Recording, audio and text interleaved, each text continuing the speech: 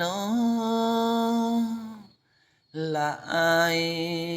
ผู้มารอคอยท่าสาวหน้าซ้อนจังแม่นงามชมเขาสา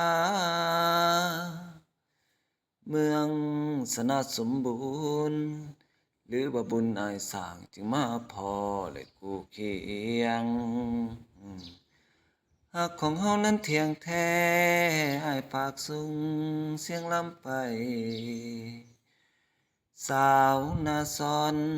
แม่นงามหลายอายฝากใจในเด้อน้อง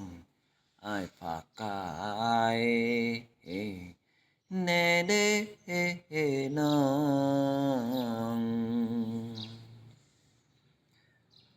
อ้อยได้นางบุญไอ้สร้างรวมกำลังสัตว์ก่อนสาวนาซ้อนงามแต่น้อน้องหลาย่ามอ้ายผู้เป็นบุญอ้ายแน่นนิ่งของซ้ายถือเสยเด้คุณห้อยก็จะเป็นงามได้น้อง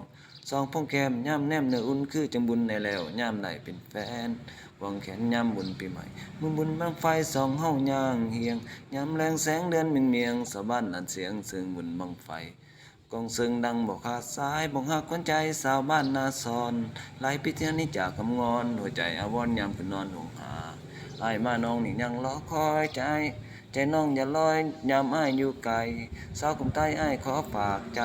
สาวกุมเหนืออ้ายขอฝากกายคงสุขใจแสนและแฟนสาวนาซอน